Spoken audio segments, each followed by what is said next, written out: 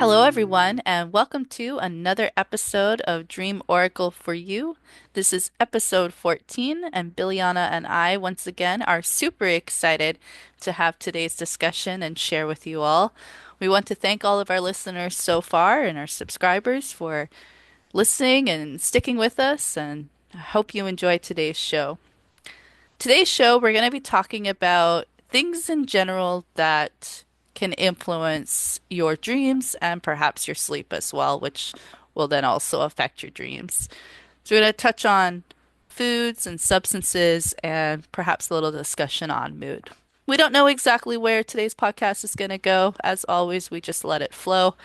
And with that, I'm going to ask Biljana if she has anything she'd like to say to kick things off. Well, welcome and thank you for anyone listening. And always excited to jump on with Sarah and have a chat.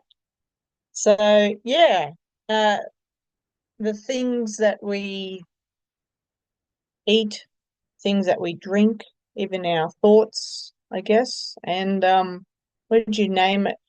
You are what you eat, you are what you think, and how food and substances and mood affect your dreams. Oh, it's a massive topic. And yeah, we're definitely going to have to do an experiment for ourselves. So, because yeah, it definitely needs to be experience based with with that. And straight off the bat, I suppose, I can say like food definitely makes a huge difference with your dreams, especially if you've had a lot of like junk food, oily foods, and that sort of stuff. I know for myself, I feel like I'm just really gluggy and all that, and I feel like I dream, but they're kind of not really, I suppose, good dreams, not nightmares, but just not really helpful dreams or clear dreams. So in that sense, a diet and not having a diet, but eating the right foods is definitely important.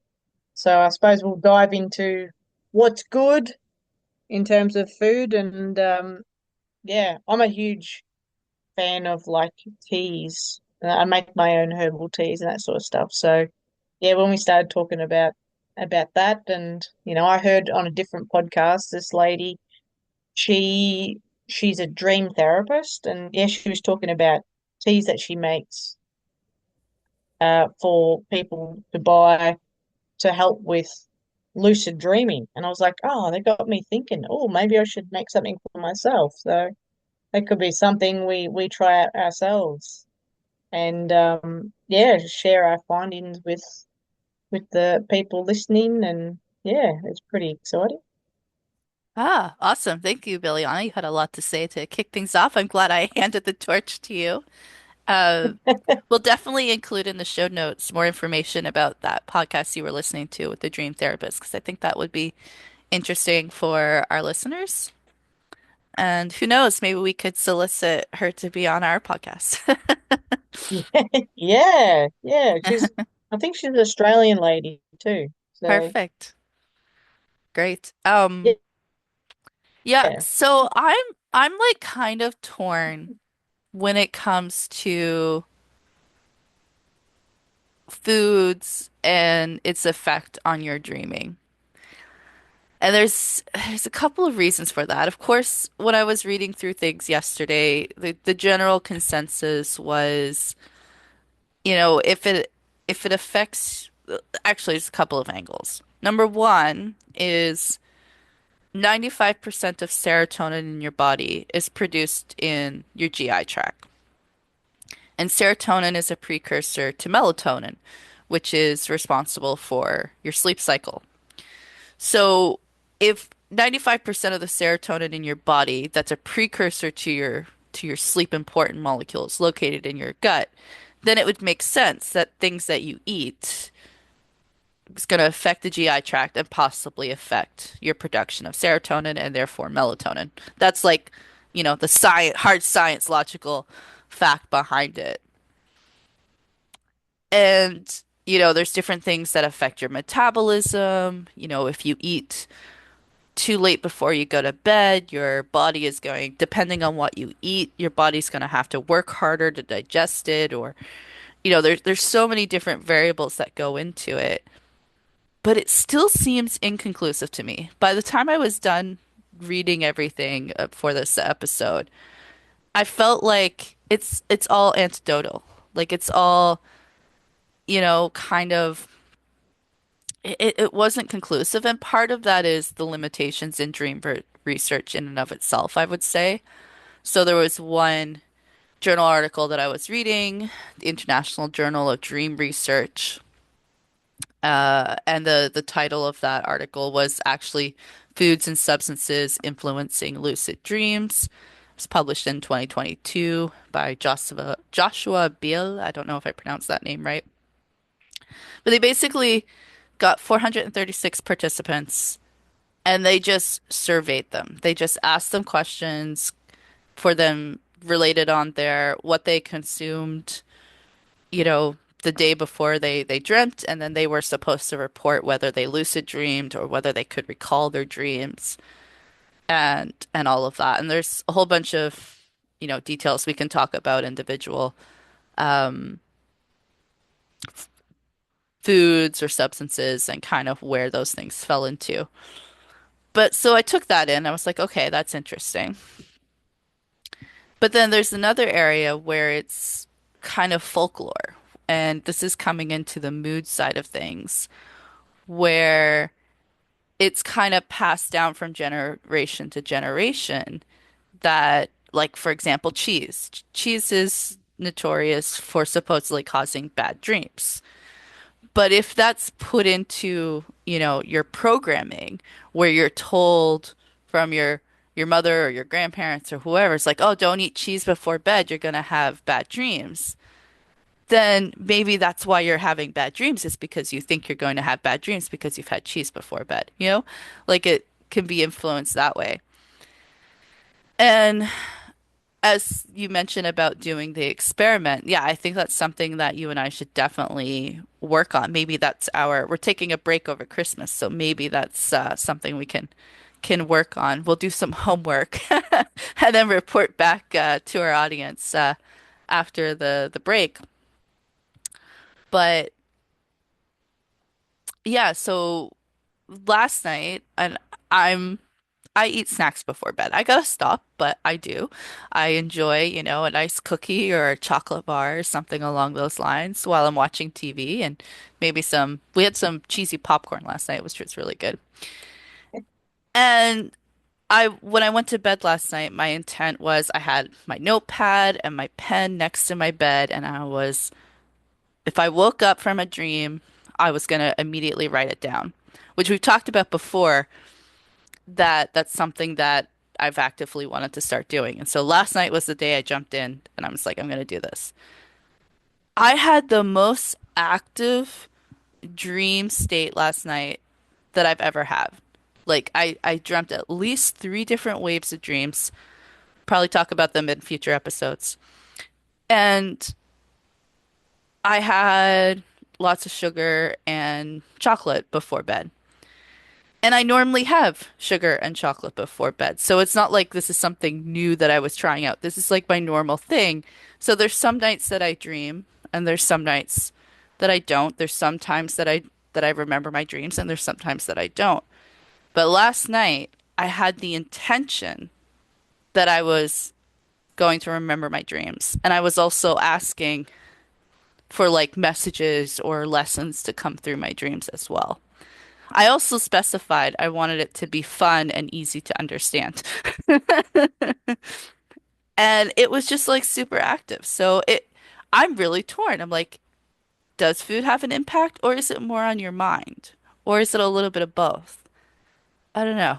I just said a lot. I'm curious to see what your rebuttal is. I was just so mesmerized in what you're saying. I'm like, wow, I sound so like simple-minded compared to you. You just get all these facts and stuff. Oh, that's good. Ugh, that's why I did my research yesterday, right?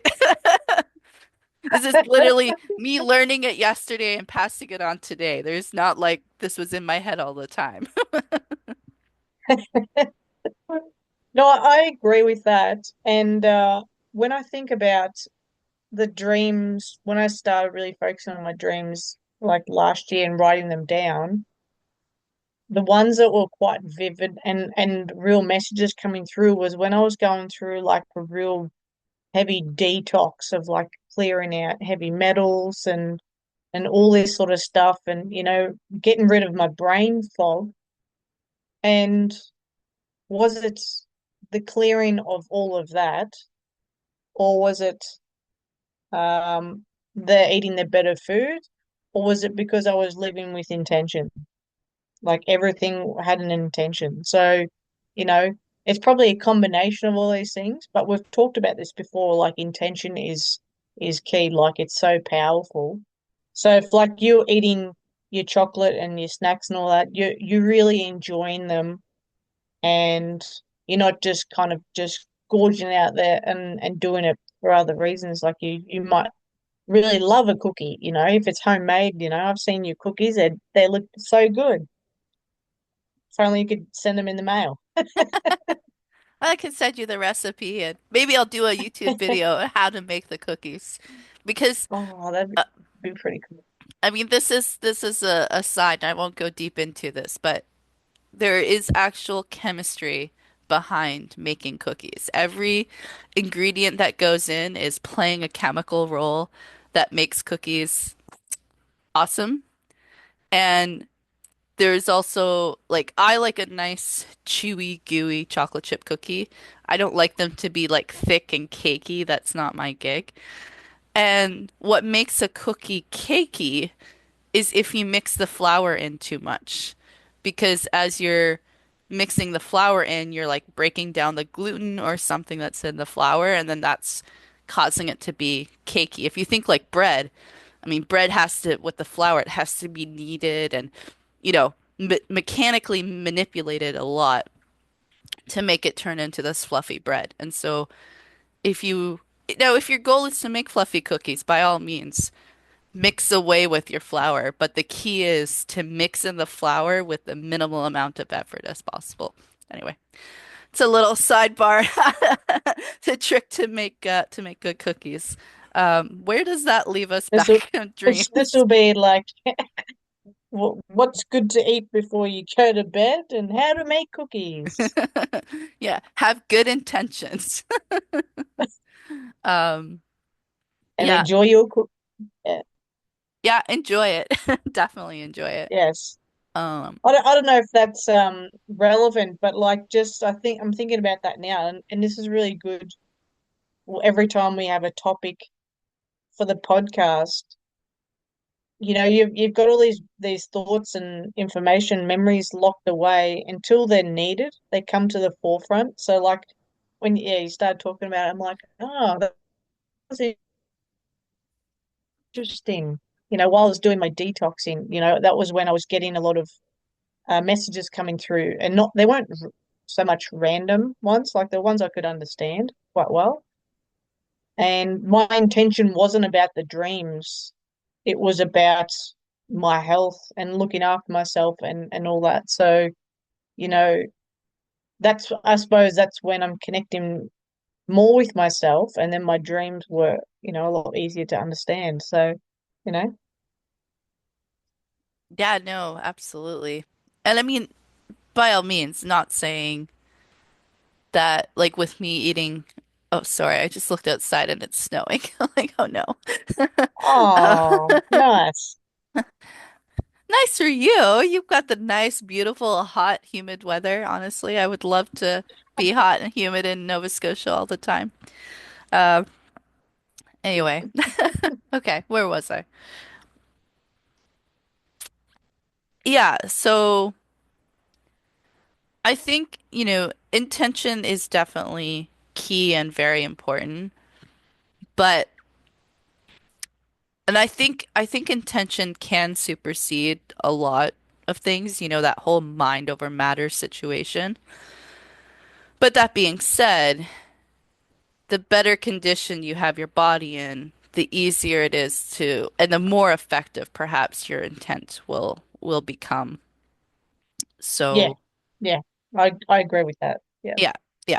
So I, Yeah. I think that, you can overcome a lot with just the mental side of things, but definitely putting because different foods and different things that you consume, alcohol, for example, actually can lower the frequency of your body. And so if your aura, your soul, whatever you want to call it, lower frequency is going to correlate to lower emotions or lower vibrational thoughts, I guess, which then can then translate into your dreams. So we've talked about previously where if you have a lot of stress in your life, then that's going to translate into your dreams and perhaps have bad dreams and bad nightmares, whatever the case may be. So if your body is stressed in kind of a metabolic way, then that can translate to your dreams as well. And then the whole anecdotal thing or the folklore thing of cheese, dairy causing you to have bad dreams. Well, that's actually, as I said, it's programming where you think that it's going to give you a bad dream and then it does give you a bad dream. Now, for me, I actually had not heard of that about cheese until very recently. I happened to be talking to a friend about the podcast and about dreams, and she's like, don't eat cheese before you go to bed. And I was like, huh? She's like, you've never heard of that? My mom said that all the time, that if you have cheese before bed, you're gonna have bad dreams. And I did it once. I had cheese before bed, and I had a pretty bad dream. And I was just like, nope, never heard of that before. And I definitely have had cheese before bed and was fine. So, Yeah, I haven't heard that one before, and yeah, even if like it could be true in the sense that like it's happened to people, doesn't mean that is the case 100% all the time. Like I said, like we're all different and we process foods and information all differently. So it's not like one blanket, it's even like, certain foods or diets, that we should all be eating a certain way, like we're all different. So I think to say that it's probably it maybe their mum or their grandparents had an effect, or that they have an effect on them before going to sleep. So, or it's just something being passed down like verbally. yeah, I mean, I think So, I think kind of all of the above. And it's true that we're all different and different things affect us differently. I mean, I'm sure you've had known somebody that just seems like they could eat chocolate cake and ice cream all day long and never put on an ounce of weight. And then somebody just has to look at it and then they gain and they gain a couple pounds, you know? Like everybody's metabolism is different. And since your sleep molecules, the precursors to your sleep molecules are in your gut, then if everybody has different metabolisms, that means you're also producing these molecules differently as well, or at different rates, or different things will affect it. So there's so many layers. There's so many things that can influence your sleep and your dreams. But I think ultimately for the majority of it, I think a lot of it can be overcome with full on intention, which we spoke yeah. about. But we can talk a little bit about some of the things that came up in the research. Some is from that journal article.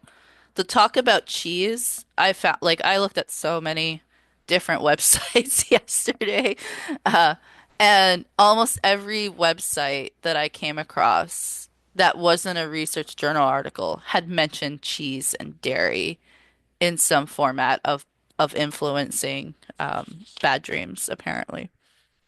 Um, Okay, that's interesting. yeah, yeah.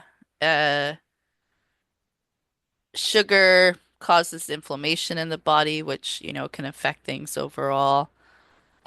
spice, having something spicy before bed was interesting because it talks about that it's harder for the body to digest spices. And so then that raises your body temperature. And if your body temperature is raised and your body's working harder to digest things, then you're not going to be sleeping as well. And if you're not sleeping as well, you're not going to be dreaming. Just like alcohol definitely affects your sleep. You don't have, although you feel like you're like dead to the world after drinking alcohol, you don't really have a restful sleep. And if you're not having a restful sleep, you're not dreaming as well. So there's so many different layers to it. What was interesting is that um apparently chili or having I'm gonna butcher this name. I don't know. I've always messed this one up, but capa no, I'm not even gonna try. It's Capsaicin, I think it is. It's it's like the spicy component of chili peppers. Uh Ah, okay. yeah, Capsaicin. I couldn't tell you. Yeah, I could spell it. I just can't. I'm really bad with pronouncing words sometimes. So it's Capsaicin. And as a chemist, I really should know what this molecule is, but Yeah, you're the expert. What? yeah. Come on. Yeah, it's just anyway, it's found in pepper. And it's funny, as I was looking at this last night, and I've seen this word before, and I was like, you can say this word, and I get on the podcast like, nope. Um, Anyway, supposedly it's supposed to help with dream recall. So if you wanna ha remember or recall your dreams better, apparently chili peppers are the way to go. There's also piperin, which is also found in just peppers, and both of these supposedly stimulate your dreams, but who knows? It could also be antidotal. To increase your lucid dream frequency, more fruits and vitamins, fish or omega-3 fatty acids, all of those will increase your lucid dreamings. And the two biggest hitters for nightmares are smoking and antidepressants, supposedly. Yeah, so those are some things that have come up. Well, I've had to chat with someone recently. Antidepressants doesn't it just stop you or not stop you from dreaming, but it just really dulls your dreams, so you wouldn't have bad dreams, antidepressants. Mm, But I suppose it would affect them. yeah.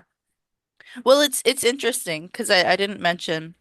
So antidepressants fell under lucid dreams, but it also fell under increase in nightmares as well. Okay. So, but again, everybody's different, and yeah, it's just really hard to say. Um, and then they had spoke about how if you have more organic foods, then you have more frequent and recurring dreams. But if you eat fast food, you have less dream recall and fewer recurring dreams. But yeah, I'm going to be really interested in our experiment. We'll have to really design and plan out, you know, what we'll do for the experiment to just test different things out and see if anything affects our dreams. And Yeah, for I don't know. sure. And I I don't. suppose we can do that. So you go. No, no, no, you first. I was going to say, like before we finish the recording, we'll maybe mention what we're going to do, just so people know, and they can try it themselves, and then we can compare. And yeah, so I'm already thinking of something. So, Nice, but cool. Yeah. we can talk about it later. Yeah, Okay, yeah, sounds great. Yeah, definitely whatever I mean, people are free to experiment however they'd like, and I encourage you to experiment because everything that we've discussed so far on this podcast and everything you and I have read about or learned and I literally was talking to my fiance yesterday about this as I was reading all this, and I was like, man, I was like, dreams are just so elusive. And and and he laughed as well. He's like, "Yeah, dreams are elusive." And and then we just left that conversation at that. But there's no concrete evidence. There's no concrete proof of anything with dreams. There's always, oh, it's kind of this or it's kind of that. There's many different factors. And I think it really just goes to show that us as human beings are just, we are not simple. We are unique creatures or unique beings, but we're not simple. We're very complex. The human body.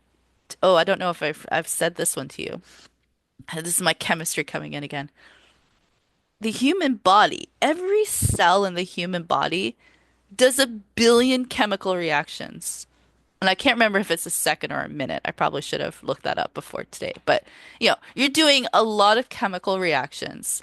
Like, you can't even fathom how many chemical reactions that every cell, which there's trillions of cells, are doing in the human body on on a daily basis. And you do a chemical reaction to produce molecules so you sleep. You do a chemical reaction so that you have various thoughts, various emotions, just to digest food. The body is a big, mean chemical machine, and everybody's afraid of chemistry, but you are walking chemistry. Uh, and so the human body is very complex. We don't understand how the mind works, how the brain or consciousness are involved. We don't understand any of this, and we don't understand dreams.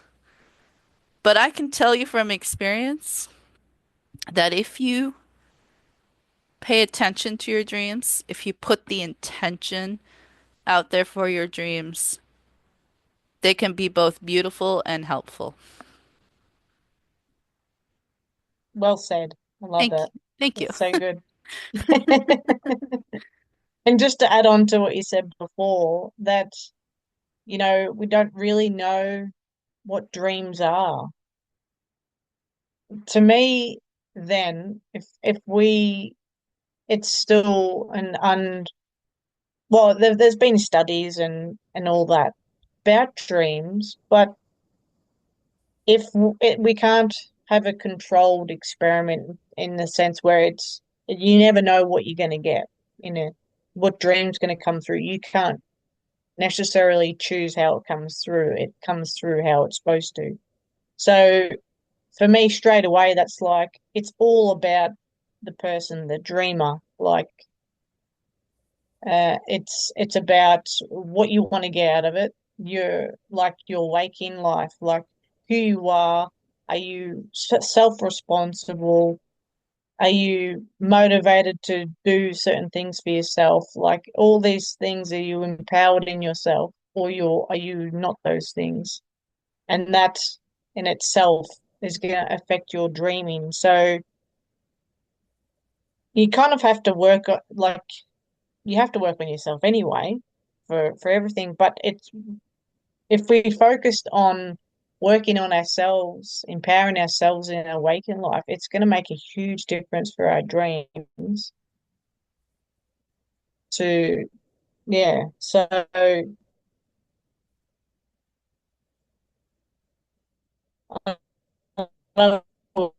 we've kind of said that before. People are unsure. Maybe it's because they're unsure of themselves, and they're like when people just disregard dreams or like, nah, dreams are dreams. Maybe it's because they're not fully come into themselves yet. So it plays through with the understanding of dreams. So yeah, that was just a thought that come through. Yeah, no, it was a great thought. I wish I had heard the beginning of the thought, but definitely what I did hear of your thought really resonated with me that it's individual and people have to work on themselves in order to have a better experience in dreams. And what came through for me is it's a cycle, The brain, if the brain creates our reality or consciousness, I think it's more of just a receiver. But it's a cycle, you know, your waking life influences your sleep life, but your sleep life or your dream state also affects your waking. And so I think you're right that if you're working on yourself in your waking life, that is going to tie over into your dream life. But I also think that if you're working on yourself in your day, you should also be working on yourself in the night, as in reflecting on your dreams and trying to see if there's anything that can come up from that. Because although we don't know what dreams are, I think we all can agree that the subconscious is at play. And we talked about the human body being complex, and we really only use about 10% of our brain on at any given moment. What's the other 90%? The other 90% is probably the subconscious, and it's keeping your body running, of course, and doing all of that.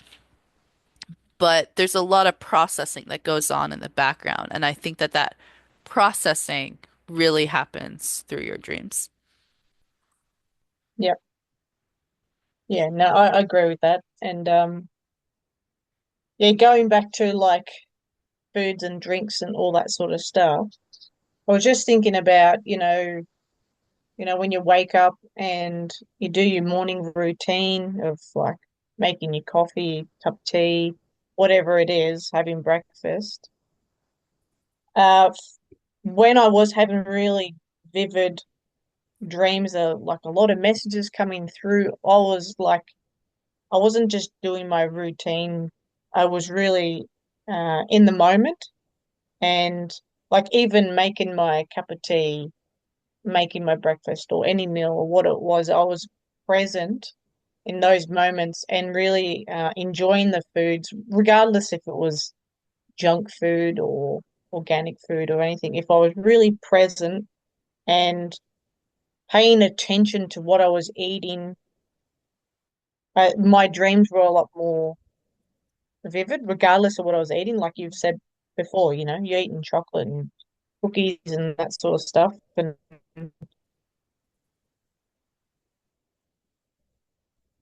it seemed to was in the research. So yeah, that just kind of, and then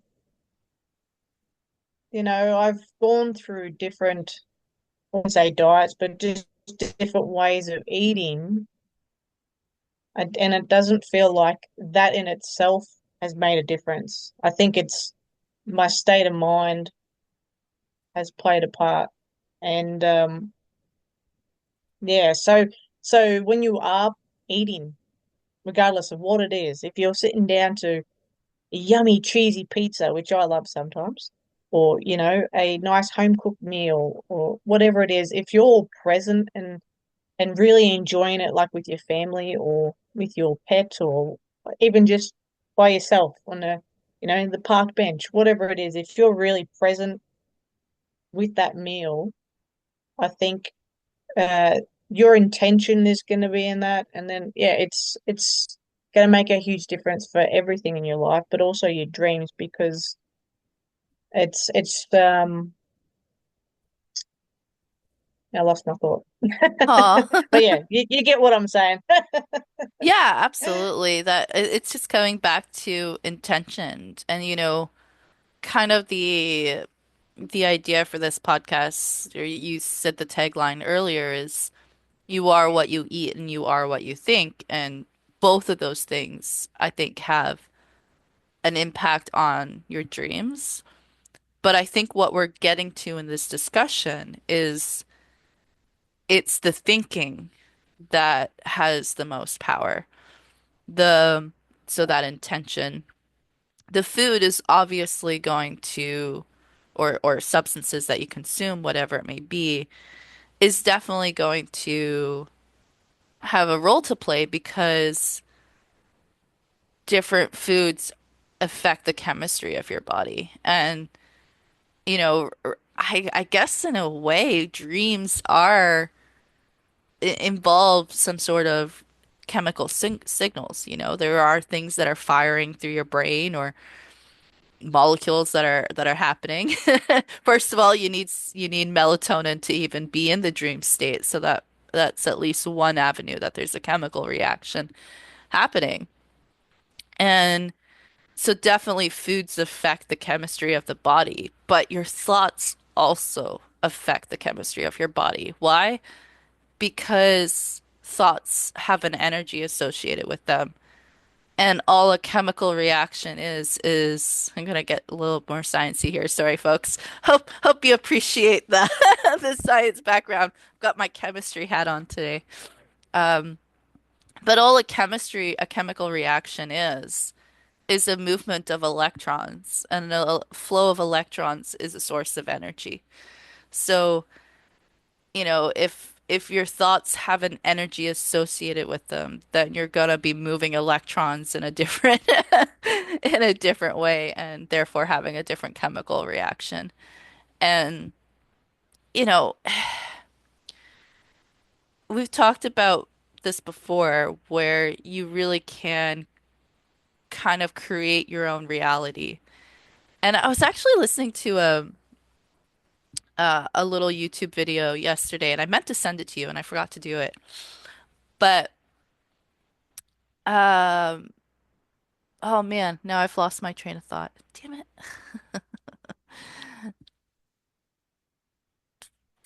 What was the video about? Yeah, it was it was kind of about manifesting in a way, but it was a little deeper than that. It was like, oh, I'm trying to pull it out now. It's just it was in my brain and then it left. As quick as it came in, it left. It was, I think we've talked about this. I don't remember if it's been online or offline, but where sometimes, you've got the collective conscience and you've got a wave of information that's coming by and you've got to reach up and grab it. And if you don't do that fast enough, it's gone. Yep. So I guess that's what just happened. Maybe I Yes. wasn't meant to talk about it, but I feel like I was. That's all right. What got me to that stage? Can't remember. Okay. Um, Well, I suppose to just to change the where we're going, what in the reading and that sort of stuff that you were reading, what did you find that would help with dreams? I know we were talking about this before we started recording. So, was there anything that would help that you could do, or you could eat, or you could drink before you went to bed that would help your dreams? yeah, I mean, it would seem kind of anecdotal about, eating better foods, so vitamins and fruits and stuff like that. But I think anything that you can consume that puts you in a nice or a nice sleepy state, a nice dream state, so that you're getting into the stage of sleep where dreams actually happen, that I think could be beneficial. And so there there are various teas out there. One, and I have no experience with this particular tea, and that's chamomile tea, which is known as the sleepy time tea. But I've heard other people that they like to drink it before bed because it helps them sleep and whatnot. But I've never actually asked them if it helps them dream. Um, but there is one that we found, and did you want to talk about it, considering it's from the Australian outback? Well, I don't know how to say it, but the tree, I think it was like let me just quickly, it was like the winged nut tree. Can't say the The Latin fancy name name? for it. Yeah. Yeah, so the tea has got a indigenous name to it.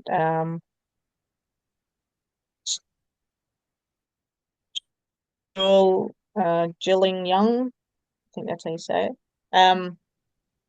Yeah, so that seems to be really effective with helping you dream, have better dreams. And yeah, I went crazy as soon as put that information up. I was like, I wonder if I can find that tree to plant at home. So then to that podcast. Are you still there? Yeah, we've got a lot of interference today. It's unfortunate, so I apologize after the fact to our audience that today's recording is going to be a little glitchy, but hopefully the main message that's supposed to come through will come through. Um, yeah, so it's jilling gun, I guess is what you would call it. It's Yeah, a bush plant from the Australian outback.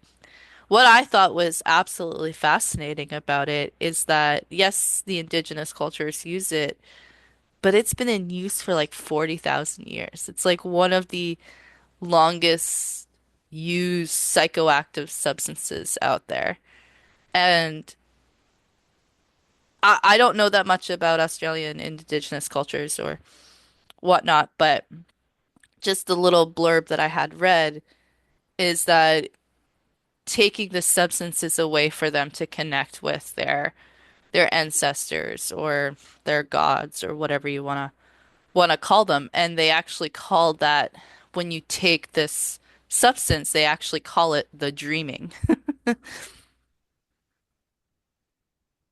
yeah, that's interesting. Yeah, that's yeah, and I suppose it's actually a tea, it's not a drug or a psychedelic like people using to, go into those different consciousness states. So it's more of like a relaxant that is helping you reconnect with yourself, your higher self, or your consciousness on that level. And that's why, yeah, I find like you're talking about chamomile tea. I've always drunk chamomile tea, like Oh, since I was younger. It was just something that I had like growing up, my grandma and then my mum, and that was just it was a normal thing to have. But I never linked it if it made me dream better or anything like it did help me sleep and like relax a lot better. So yeah, that's why I was like, oh well, I might experiment and maybe find some other plants that are like a bit stronger or they've got a different effect on the body and you're just combining them together to help with that. Because it's not about using something to um using a tea or a fruit or whatever to help you dream better. It's helping you reconnect with yourself better mm. because then you can dream. Yeah. Let the messages flow. So it's not trying to be dependent on anything outside of yourself. So Yeah, for just wanted sure. to say that.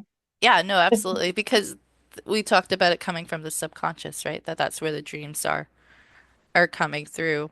So, yeah, anything that you can do to allow you to connect better there is going to help your dreams. And that's probably where the intent comes in so strongly as well, because if you're already having that connection with your higher self and you already are putting the intent to have that communication, then definitely that can um, help you with your dreams. But I will say that you can be connected to your higher self without realizing it, I think. I think you Yeah. can have a strong connection without consciously knowing it. You know it more on a subconscious level. Um, 'Cause like we will have my fiance on this as a guest sometime. We haven't scheduled or planned when that will be, but that's going to be a future episode. And although he has a lot of uh or he has a history in the past anyway of having a lot of nightmares and stuff, he has a very creative and very vivid imagination. And I think that also ties into the types of dreams that he has and what comes through. And I say that because he's not consciously connected, but he is very much connected. I can see it in different things that he does. Anyway, I won't go too far into that. But No, one we don't thing want to that, spoil it. yeah, I don't want to spoil all the good stuff. Um, one thing that we haven't really mentioned too much about, we did kind of briefly mention alcohol and how it, affects your sleep and therefore affects your dreaming. And I definitely like if I've dreamt when I've drank in the past, I definitely don't think I recall recall the dreams. And Yeah. also when it comes to smoking marijuana, which I've done in the past, that is an interesting experience. So if anybody has ever have been I would say a constant user of marijuana, when you first come off it, because you don't remember your dreams when you smoke. And you may dream, I'm not sure if you do or not, but you may dream, but you definitely have more trouble remembering your dreams if you're smoking weed. But when you stop smoking it, the first 2 weeks after you smoke it or stop smoking, it becomes almost too intense in the dream state. Um, so much so that people often revert back, like people trying to quit smoking weed often can revert back to continue smoking it because their dreams are so intense. They're so vivid. They're so almost realistic that you kind of revert back to smoking weed so the dreams are suppressed again. And then once you get past that 2 weeks after stopping, it like kind of settles back out and it's not as intense and vivid anymore. You'll still, have your vivid dreams and whatnot, but like I I've done it a couple of times where I've come off and those 2 weeks after stopping is quite intense in the dream state, I will say. I don't know if you've ever experienced something like that, but not that you need to share. That's interesting. No, I've never smoked marijuana, Oh, so cool. I haven't had that experience. What I can say about like alcohol and even drinking coffee, like Mm. those two, I've stopped. I don't even know how long ago, maybe a year. I haven't, and it was weird because it wasn't a conscious decision. It was like my higher self was just saying, "No, you're done." And it was the same day. It was like, "No alcohol, no coffee. You're done. You don't need it anymore." And since then, that has opened me up to so much more. And and yeah, that's where like all my dreams and all that sort of stuff um a lot easier to understand. And I think with drinking a lot, yeah, you do just like fall in a heap and just pass out, and you don't dream. Well, you still have something going on. It's like when you're in your waking life and you're having a conversation, and then half an hour later, you don't even remember what the conversation was about. You just haven't, you weren't present in that moment. So it'd be the same with, similar to dreams, possibly, that you're just not present in that moment or in that time where you're dreaming. So I think alcohol, yeah, definitely has a huge impact. And like binge drinking, do you call that, over in Canada? Like no drinking during the week and then you just hit it hard on the weekend, that binge drinking. Yeah, yeah, I would classify that as binge drinking for sure. You know, that Yeah. So that's oh sorry, continue. no, I was just gonna say I think that has more of an impact than if you just like casually having a drink during the week and just relaxing that sort of stuff. Like if you just like you're going to hook up or whatever, and you're just like, I'm just gonna drink shitloads and then pass out at home. So yeah, I think that behavior is probably going to affect a lot, not just drinking alcohol, just in general. So it's the moderation for sure, and your intention with why you're doing it, I guess. Yeah, a lot of that resonates with me. Moderation is key with everything, even eating cookies and chocolate. Although I need to take my own advice on that one. Um, but it's interesting you talk about being present in the moment and how, if you have a couple drinks, you enter an altered state of consciousness, right? Your inhibition goes down, your reflex times get really bad, for lack of a better word. There is like this alteration, things you perceive things differently. And so you really are in an altered state of conscious. And that's true when you're smoking weed as well. Your stoners are known to be forgetful and things because they're in a different mindset. They're in a different, almost a different reality, really. Um, and if you have that during while you're awake, then it definitely makes sense that having those substances in your system when you're asleep are also going to affect how present you are when you're dreaming.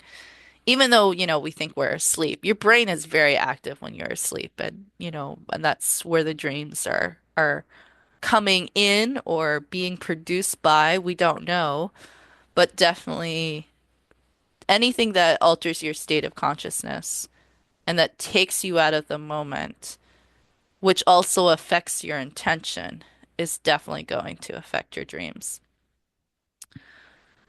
I did want to touch on about you talked about coffee and alcohol, and that something was coming through really strongly for me with that. And this connects into altered states of consciousness as well. And I don't have any facts for this one, spoiler. But I do know that both alcohol and coffee are highly commercialized substances. You know, you watch a movie, you watch a TV commercial, you watch anything media, and you'll see a coffee cup or you'll see somebody walking down the street holding a cup of coffee. That's subconsciously programming you that, hey, coffee's good. Drink more coffee, buy coffee, you know? And the same thing with alcohol, there's so many different movies that are out there that involve drinking in some form. Then there's not to mention, just the reality you live in where you have coffee shops on every corner. You've got the Starbucks and the McDonald's coffee, and in Canada we have Tim Hortons, and in the US they have Dunkin' Donuts. So, you have all these different, I don't know what they have in Australia. You have a brand name in Australia, or I'm sure you have Starbucks, but No, we don't. you don't have Starbucks in Australia? No, I don't think so. Or if Huh. we do, it's in the capital cities. But Ah. I'm just trying to think. Well, because I'm in a smallish town. We don't have any, like, we've got McDonald's and, KFC, but we don't have like a coffee shop. Hmm. So I can't even think of any. Huh. Oh, that's interesting. Cool. I Yeah, like I like I'll learning have to these look it little up. tidbits. That's cool.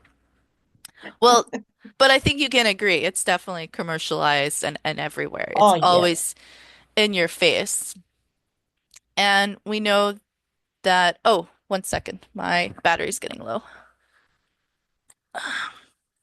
So I have this new, well, it's not really new, but I have my laptop plugged into a particular charging outlet and my just randomly it just falls out of the outlet and it's like so anyway, we're back. Coffee and alcohol, highly commercialized substances, and I can't help but feel that that's by design to put us in a certain state of consciousness, if you get my drift and where I'm going with that. And it was quite interesting if you think about during COVID that alcohol sales went through the roof and the thumbs up button just came again. Okay, sorry. I didn't press the thumbs up. You didn't press the thumbs up button, did you? No, I didn't. So weird. We have a ghost on our call, guys. Anyway, alcohol sales went through the roof, and it was interesting. I don't know how it was in Australia, but I know here in Canada, you know, you weren't allowed to leave during lockdown. You weren't allowed to leave your home except for certain times or just to go out to get groceries or a particular thing like that. But every single Tim Hortons was open. Every single coffee shop was open. Okay, so we've got this massive disease, this massive pandemic happening. But nope, you can go out and you can get alcohol and you can get coffee. I don't know. It makes you question. It makes you think. I just had to I just had to put that out there. Hey, you. Yeah, that's so true, and it's like so in our face that until you like for me, as soon as I like put it down and stop drinking alcohol and coffee, I'm just like, wow, it's like everywhere, you know? And even like people that you know, it just like at the end of the day, they just feel like they need to have a drink, an alcoholic drink, and then in the morning it's like, oh, I'm craving my coffee. Like they just they don't know who they are without it, and it's quite a strange concept to wrap your head around when once you've stepped back. And like you say, it's a different state of consciousness. Like you, but I don't know if you've ever experienced this, like with people that drink a lot, or you've just been around people that have been drinking. Like they tend to be kind of more themselves in the sense that their behavior, their true behavior, and their thoughts and opinions actually come out. Have you ever noticed that before? Oh, definitely, but it's kind of twofold. So first, I would say true thoughts and stuff come out because there's no filter, Yeah. but there's also a level of maybe it's not. I'm kind of torn with this now. Definitely before I met my fiance and I was on the dating scene, there would be times that you would meet somebody and you'd go out for drinks and all thing nice and sweet things would be said and all of this. And then the next day when they're not drinking, all of that is gone. So there's a level of bullshit I would have to say that also that also comes with it. But what you spoke about with the coffee and people being kind of, oh, I need to get up in the morning and have my coffee. It's a dependency, right? And that's kind of what alcohol becomes as well, is that, and that's what an addiction is. You're literally addicted to caffeine. You're literally addicted to alcohol. You've saturated your body with the substance. And when you don't have it, your body is like, I need this. You don't really need it. It's all in in that moment. And I've flip-flop with coffee. I am completely, apart from chocolate, which has a little bit of caffeine, I am completely caffeine free for over a year now. But I've gone through a stage. So last year of my PhD, I definitely upped my caffeine intake, mostly through the form of energy drinks. I do not recommend them at all. I became what do they call it? Hypersensitized, or I can't remember what the term was, but my system was in overdrive because I had so much caffeine plus all the other substances that come with energy drinks and Overstimulated? hyperstimulated. I think that was the word. Yeah, thank Okay. you. Yeah. I knew it was an S word, but I couldn't get there. Um, you know, writing a thesis, a lot of work, requires a lot of mental power, a lot of focus to write a 300-page document on your research. And I basically started every day with a Monster energy drink. Get up at 6:30 in the morning, and that was what I had was an energy drink. I do not recommend, I cannot repeat this anymore. I do not recommend starting your day with a Monster energy drink. Um, anyway, I became so hyperstimulated that pretty much 2 weeks after I defended, that was it.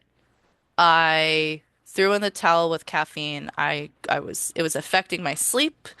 It was affecting my anxiety levels. There was so much because I was overstimulated from so much caffeine. And I gave it up for about 4 years. And then I started my new job. And it's also a mentally taxing job. I'm looking at, you know, I'm reading and writing reports all day long. And I kind of fell into a little bit of the not necessarily peer pressure, but more the peer environment, I would say, in that, all of my coworkers would be starting their day with coffee, and then, they'd get through the middle of the morning like, "Oh, I need to go get another coffee. I've got a big pot of coffee on for the day." And I just kind of fell into that flow. So I went from 4 years of no caffeine to 2 cups of coffee a day in like the span of like a month. And it became to the point it was affecting my sleep again. And I went 2 days without sleeping because I was so high strung on caffeine again. And I remember I woke up after not woke up, didn't really go to sleep that night, but it was 2 days of not drinking or not sleeping. And I was like, oh, I need a cup of coffee. And I like, in my sleep deprived state, made a cup of coffee or made a pot of coffee, poured up a cup, and I took one sip, and it was so bitter because I had made it so strong unintentionally. And I just like, that's it, I'm done. And I haven't looked back. Yeah, cool.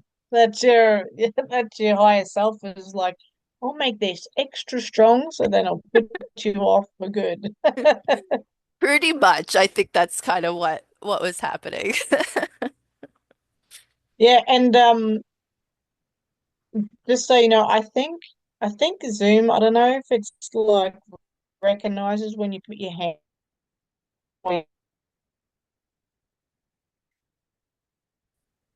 You cut out there.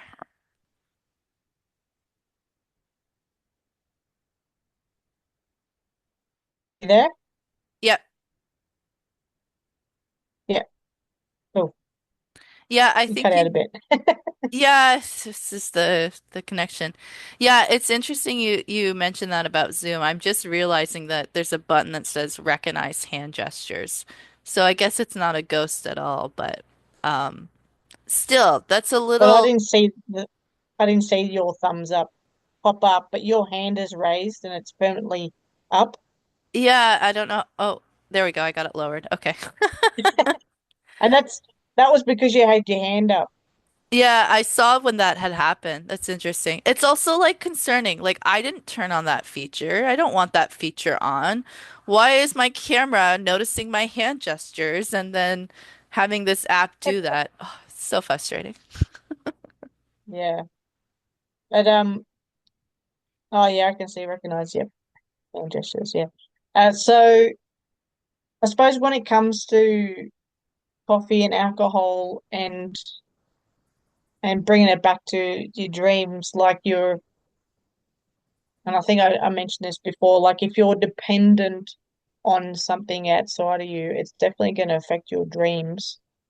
And yeah, so and that's where like you can have alcohol, you can have a coffee and be fine. But if you're like really dependent, like, oh, I gotta drink this because it's gonna make me feel more energized, or I gotta have this.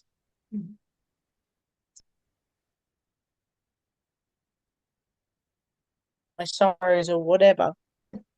But it's disconnecting you from yourself and your ability to dream.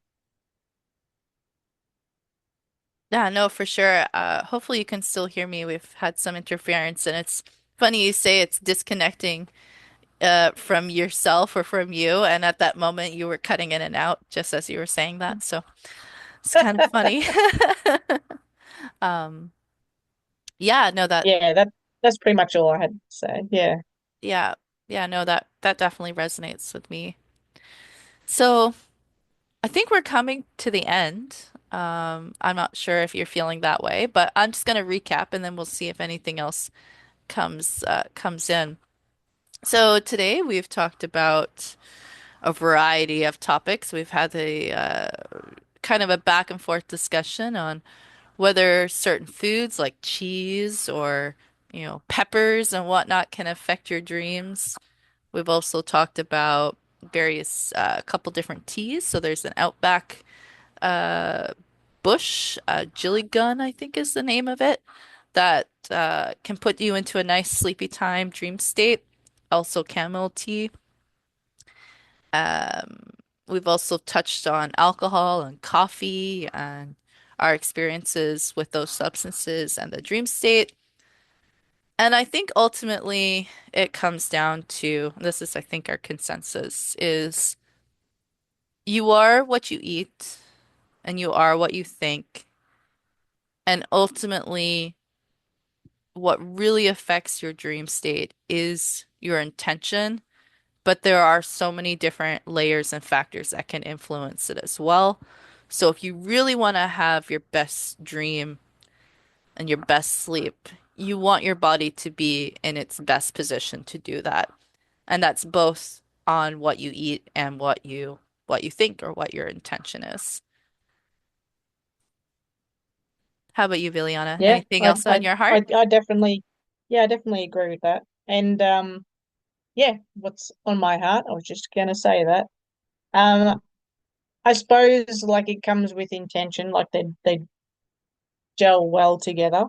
That if you really want to drink something or you want to eat something because it makes you feel good, then go for it. If it's coming from your heart, because we're all trying to figure out this place, what it is, who we are, and everything in between. So there's no judgment, especially from me and probably from you, like what you eat, what you drink.